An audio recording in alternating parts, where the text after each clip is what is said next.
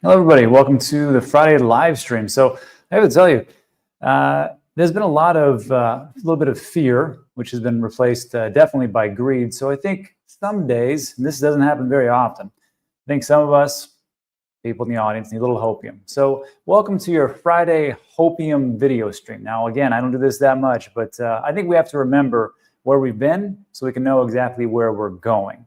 So to take a look at that, there was a couple of things I wanted to show everybody. And the first one, this was a little piece on Fox Business. And we talk about, first about jobs market and what's happening. Then we're going to talk about rate cuts. And then we're going to talk about more rate cuts with another Federal Reserve chairman. So just take a listen to this because, again, the markets themselves, as we start to see a little bit of sign of weakness, that means that we get rate cuts. Rate cuts, of course, are good. Yeah, unfortunately, a little bit inflationary, but they are great for businesses to take out more loans and have the money printers start firing up. And because of that, that will, of course, stimulate the markets, TradFi and crypto. So take a listen to this. This right here, we've got Maria Bellucci. This is also Labor Secretary Lori Chavez. And they're just talking about the job markets. Now, again, this is, or not again, today is day 17th, the 17th day of the government shutdown. Things are going pretty well. But unfortunately, because of the government shutdown, it's going to be very hard to get this data. So take a listen to this. This is about a minute long or so, and then we'll jump back to more cuts. We just showed interest rates yields up this morning, 1.5 basis points, but still below 4%. So it seems like there is a market expectation that rates will come down. Jay Powell says that the labor market is softening, despite the government shutdown delaying the release of the official jobs number. Jay Powell said that the central bank is looking to private payrolls to try to get information on where we stand. The ADP report, of course, came out a couple of weeks ago, week and a half, a 32,000 job loss, biggest slide in jobs since March 2023. And you are bringing back some workers to work on September consumer price report, the CPI report. Tell me what you're doing there. The CPI will be out on October 24th.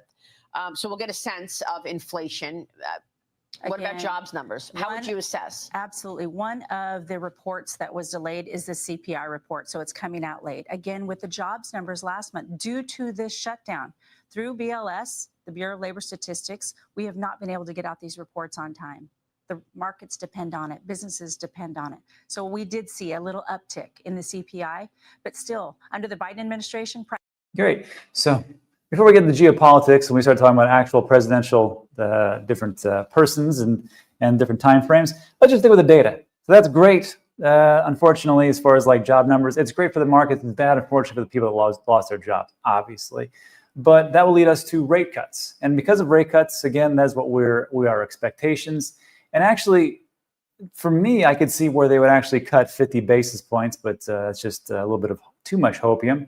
But there was a little piece here, lastly, by Stephen Moran. And he is the new Fed, one of the Fed governors that have been put on there. He is not replacing Jerome Powell, but he is an active member of the Federal Reserve, and he has a right to vote. And here's what he is saying as far as what's going to happen with rate cuts coming up. So take a listen to this. Watch this. Fed Chair Jay Powell signaled that the Fed is on track for another move. Are you expecting it's 25 basis points? Should it be 50? Yeah, well, my view is that it should be 50. However, I expect it to be an additional 25. And I think that we're probably set up for 3 25 basis point cuts this year for a total of 75 basis points this year. But I think that, look, it would be really helpful to have the economic data in order to be able to make the decisions we need to make. Certainly, we would want to be inspecting the economy for signs of moves lower in inflation, for signs of changes in the job market. But without those data, we still have to make a decision anyway. And so we'll have to rely upon our forecasts for doing so.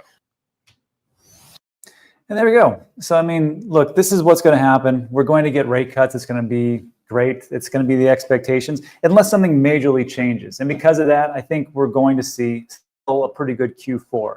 But then again, there's also things to consider, a little bit of things that are actually good.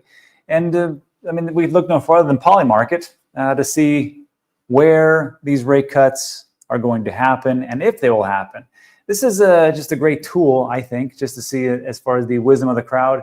And so far, they are in line with Stephen's projection here. 3 basis point cuts. How many Fed rate cuts 2025? 77% of people are saying it's going to be 75. So we're going to see one at the end of October. I think the next meeting, I want to say, is December, correct in the comments. And that will conclude us with 75 basis points. But then next year, as far as Q1 2026, I don't know if we're going to keep going, but if we do, is we still have a bull market.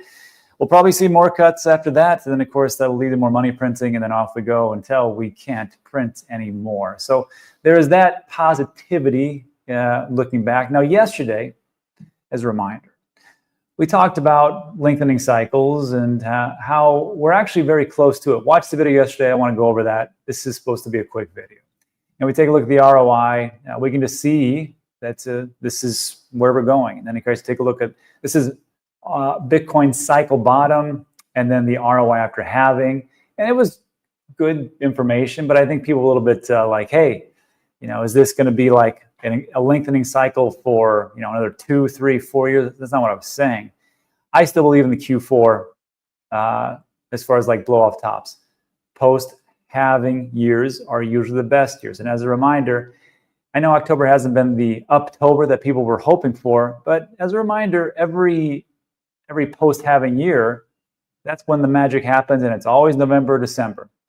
In 2013, you can see here that we reached the top of 1,132. That was the top as we came up from 123. Wouldn't that be nice to have like a nice sweet 10x on Bitcoin, which at that point we'd be at like $1.1 million, but we can all dream. But we can see here that happened November 29th, then we dropped a little dip, and then again in December 4th, we did 1,131. So this was November and December. In 2017, it was roughly December 15th or December 17th, 2017, when we hit around 19,000. So that was in December of 2017. Then in 2021, we peaked out at April, and then November again, 67,000. So again, it's either November, December, November, December, or November, December. And I think this is no different. We'll see if I'm wrong as we come into it. But so far, October hasn't really been the Uptober that everybody's expected, but I still see some pretty good things. But as a reminder, people are kind of like pretty upset. I know some people they're like, hey, most people are like me, I think. I mean, that watch this channel. They're like, I'm not really concerned about the day-to-day. Let's see what the building is happening. But we can just see that over the last 24 hours, we've dropped 1.7, 7 days. It's been a drop of 8.6 in 1 month, 7.5. It's kind of boring, quite honestly. Over 3 months, about 10%. But over 1 year, we're up 58%. Now, as a reminder, if this is your first cycle, congratulations. You're doing a great job so far. But as a quick reminder, as far as like drop-offs, we can see here that, let me pull this up. The last big drop that we had, I'm not a big fan of TradingView, but it does make its point on this one. You guys remember in 2021, if you were here, around April or so, we rallied all the way from like 20 or 30,000, doubled, and we hit roughly, what is this, 63,000. Wow, 63,593, almost, well, roughly 64,000. And then if you can see as we snap these together, as best as I can, there we go. In 35 days, I'm sorry this is hard to see, it was TradingView. In 35 days, we dropped 54% as far as a wick goes to 29,800. Now, of course, these are just wicks, but it led us to what was eventually would happen as we had a close at 29,500, and that would be, gosh, 21st of July. So April to May, we saw the first wick down, and we lost over 50% in 1 month. But then that recovered, and then just 2 months later, we completed it as a 50%, 54% drop. So when we talk about these dips and these things that are going down and up, 2021 was something to behold. And 2017 was even more volatile. So if you think this is bad, when you got 0.9% for a day, or 7 day 8%, or 7.5%, or 9%, this is nothing. The old days, there was heavy volatility. So just remember, we're getting less volatile and things are not, well, as fun personally. But we have seen a little bit of volatility. And I think, again, Q4 will be good. And one of the reasons is because global liquidity is on our side. This is the M2 money supply. And we're going to see that over time, it's gone from 96, 92 trillion, 95 back in 2024 to where we've actually, as far as global, we can only see up to, well, today actually, 103 trillion. Actually has 103.1 compared to 103.4. So not too bad. We have a lot of liquidity in the market. Now, as far as America, as far as the M2 money supply in the States, this actually on Ben's site goes to June. Let me jump forward to the Fed. We can see, what do we have here? 18 trillion, topped out at 22 trillion. Took a little bit of a dive in 2023, and now we're right back as far as September to 22.15 trillion. Again, that is more liquidity in the bank. And then if we take a look at Polymarket yet again, to see what people think of the wisdom of the crowd is, as far as like what will the Bitcoin price hit in October, I hate to tell you guys, but 39% are saying it's going to drop to 100K, which isn't bad because we just hit 104. We had 104,000 this morning, so maybe we're all going to hit it. 6% say 130K, 18% say 95K. So wisdom of the crowd was correct almost so far. We got a little bit ways to go, a couple more months. But the big one is this: what will the Bitcoin price be in 2025? 41% of people say 130 and 42% say $90,000. So it's pretty much up in the air. But I still think that we're going to hit higher highs, but only time will tell. And that's it for today. So look, if you like today's video, give it a thumbs up, consider subscribing when we talk about it's time sensitive. Now let's get into a little Q&A. I'll answer all your questions and we'll go from there and get out of here Friday. So what do you guys got? Let's see. Happy Banana states, we all need some hopium because quantitative easing is on the way. More liquidity is coming on the way to 10 trillion market cap. Wow, that's pretty bullish. ADA will fly this cycle. That's also very bullish. So yeah, we'll see if Happy Banana is right. I think alts are going to, if alts pump, it's going to be, I think, most of the blue chippers and not the ones that are in the, you know, market cap 10,000 or something like that. I just think that we're kind of beyond that stage of where retail stupidly came in and invested a ton of money on meme coins and things that were pretty much unproven just to see if they get ahead, and it just didn't work out for them. I think that's why they're very hesitant to come back in. The chips were stacked against them, and it was the VCs that really stacked those chips, unfortunately. Big Pay is here. Thanks for the hopium. That's right. Pay, are you back or are you still traveling? Just throw me a text at some point. Bingo says, are you selling anything to do with this drop, Rob? No. For this one, and really, we really should be looking at risk levels today. That's what we should have done. Let's take a look, shall we? So, what are the risk levels today? Wow. Wow, look at that. XRP used to be the riskiest asset out there, as far as in the top 30 or so. And I think at one point it was at 0.78. And the higher those levels are, the more risky it is, obviously. Now we're down to 0.6. The most risk is Ethereum at 0.63. Interesting. Then comes Solana, 0.6. Tron, 0.59. Telling you, Tron can do something. 0.5. And Bitcoin at 0.4. Well, I did not get an alert on that. Usually when it goes below 0.5, it's supposed to alert me. Well, I got to go buy some. Chainlink 0.48, which is the least risky. Tezos. We'll have fun with that. Polygon 0.1. Toncoin 0.18. Oh, I thought Toncoin would do so well. Cosmos 0.13.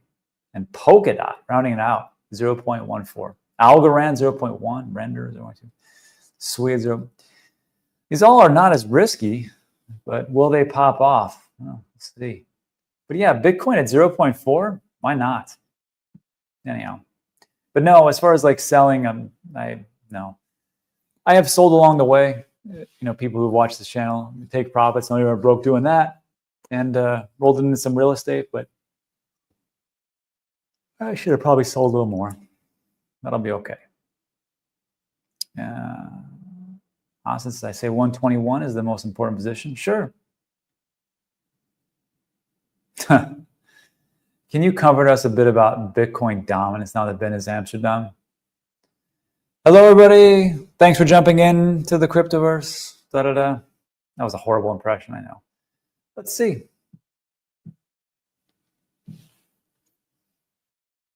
One thing I like about Ben's website is if you can't find something, you can just search for it. And there it is. Dominance. Also, what's great about the site, before we get into that, is that price metric charts. You can go right here, and you can filter it by your favorite altcoin, like Caspa or something. And Caspa is in these different maps, or these different charts that you can take a look at. Monthly average ROI, ROI after bottom. It's pretty cool. Anyhow, I think people don't really care about that. Dominance. Well, looky there. So, hold on. In red is Bitcoin dominance. And we reached a low around, not too bad, 56.75%. That was at 13th September of 2025. Now, as time has gone on, alts have been slipping, and we can see that they are, as Ben would say, bleeding against Bitcoin. And they're bleeding, and they're bleeding, and they're bleeding. And of course, because of that, Bitcoin dominance goes up. Now, the price of Bitcoin can go down, but dominance can go up. Why is that? Obviously, it's because altcoins lose their market cap, and it gets bled back to, quote unquote, the king. And of course, with Bitcoin doing that, the dominance goes up. Then we see a little bit of a drop off as people start, then of course, yapping about altcoin season, which, you know, there's been some times, and there's been some pretty good alts that have done quite well, honestly. It's even this year, some have outperformed Bitcoin. It's true. We can, that actually they do outperform, not very many. But as far as like today, we can see that Bitcoin dominance is just teetering below 60%. And if we start to see more of this gold, precious metal madness, you could see that altcoins, people start believing finally in the fundamentals and just start bleeding back into Bitcoin until the next altcoin season, as they say, which could start at the drop of a hat. Who knows? But we can see today 59% and maybe 60%. We'll see. But October is just one of those. To me, it's always a transition month.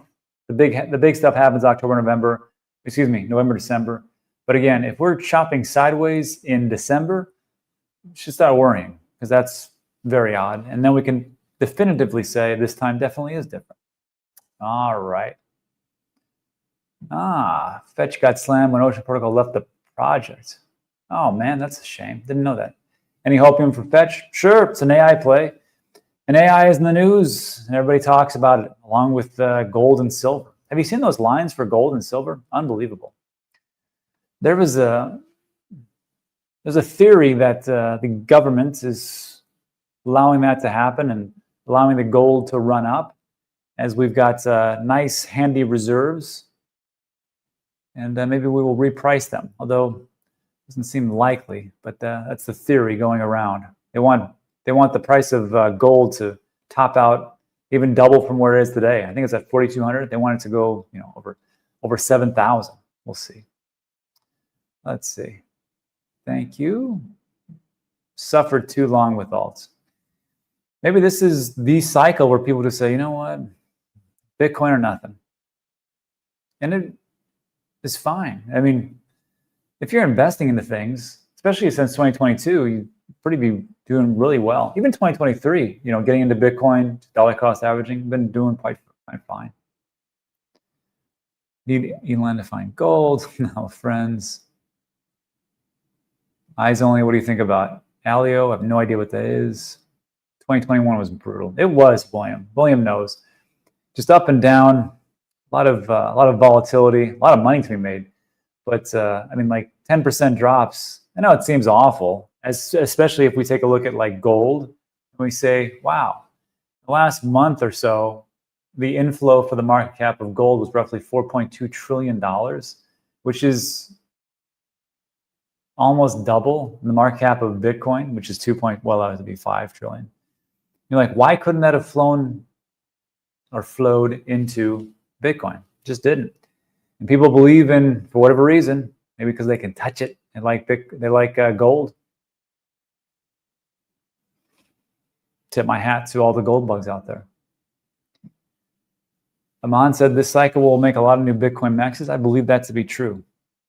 But then they'll get bit by the degenerate bug, and they'll go back and forth until they get wrecked again. It's the same thing with like people doing leveraged trades. Like, didn't we just have a massive leverage event? And you know, you would think that people just would finally get their thick skulls that, you know, maybe the chips are stacked against me, and all these different gamble plays that I'm doing doesn't work out. And they're like, well, maybe just one trade, get it all back. And really what it comes down to is everybody has to hit rock bottom and to understand that it's not going to work for them. Now, if you're a trader and you're successful, that means you're the 1% of traders that are successful. Congratulations. But I think the majority of people got sunk on those plays, especially the ones that put their entire savings into it, or their entire net worth, or their entire portfolio. And they got wicked out, and they got liquidated. And they're doing it again.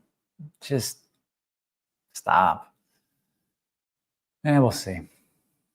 Okay. Ooh, see? Back at 107. Congratulations, we did it.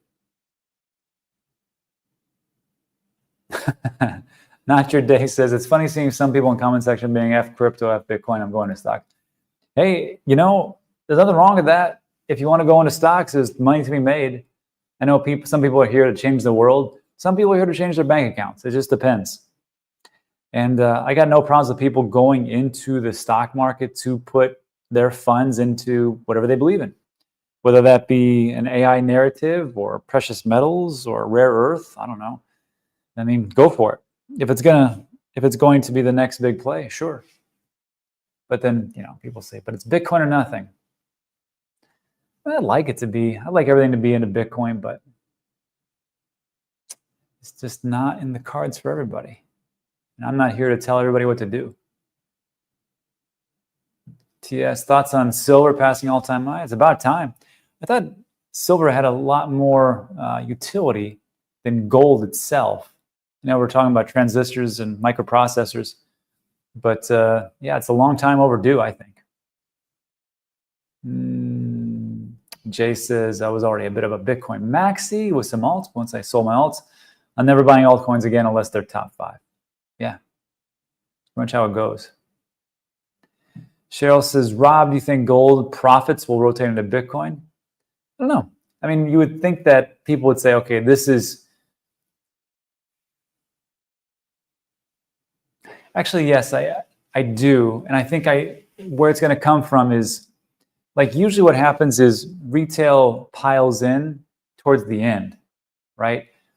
Retail doesn't get in at, you know, gold at whatever it was, $2,100 not too long ago, or $2,300.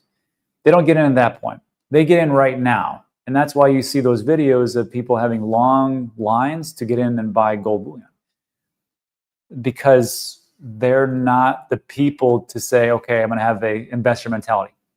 They'll buy at the top, they'll ride a little bit, they'll start to go down, they'll gold hands it, or diamond hands, whatever, and they'll say it's going to turn around because the narrative is this, and I knew people were doing it, and then before you know it, it starts to collapse. And the people that got into gold months ago, years ago, they're going to take some profits because they're the real investors out there. And then some gold bug will say, I'm never selling my gold because it's the best thing of all time. It's been around for thousands of years. And my buddy is Peter Schiff, whatever. There's always going to be those people, right? But I'm telling you, behind the scenes, there are people that bought gold for profits only, and they're going to dump on people. That's just how it is. It's the same thing with Bitcoin. People talk about, I'm never selling my Bitcoin. That's a small percentage of actual people that do that. And I mean, you can just take a look at the flows in exchanges and the buy orders and the sell orders. People sell Bitcoin, but you'll have the very vocal, outspoken people like the Michael Saylors of the world, which people are like, oh, they're all like that. No, they're not all like that. They will sell. Not everybody wants to take a loan against their Bitcoin and live off it like people have been talking about. I personally thought that was a viable option until, you know, Celsius collapsed. So we'll see if that works out for them later on. I don't know. But yeah, to answer your question, at some point it will flow back into Bitcoin. That is just way too much. 4 trillion, 5 trillion, 6 trillion in 30 days. Or maybe not. Who knows? Let's see. Robert Lou says, and it could be true, gold profits go into US bonds. I could see that. People, although, what are the bonds rates right now? What are the treasuries?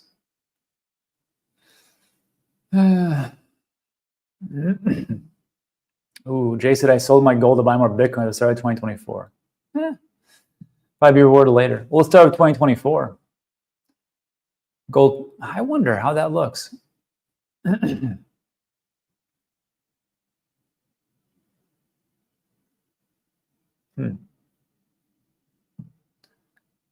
me see something.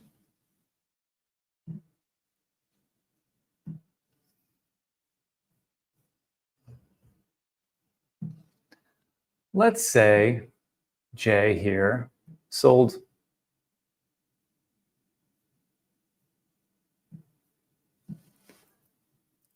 gold.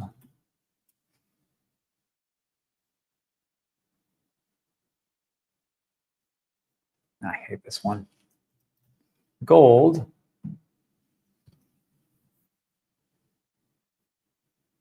All right.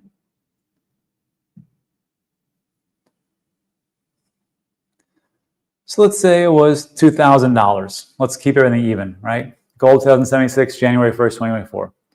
So $2,000. Let's say you took $2,000. Get rid of all this. You needed a lump sum. $2,000. And you put that in 2024. January 1st. And you'd be up 146%. Not bad. It's almost roughly 5,000. And if you had gold, you had 1 bar.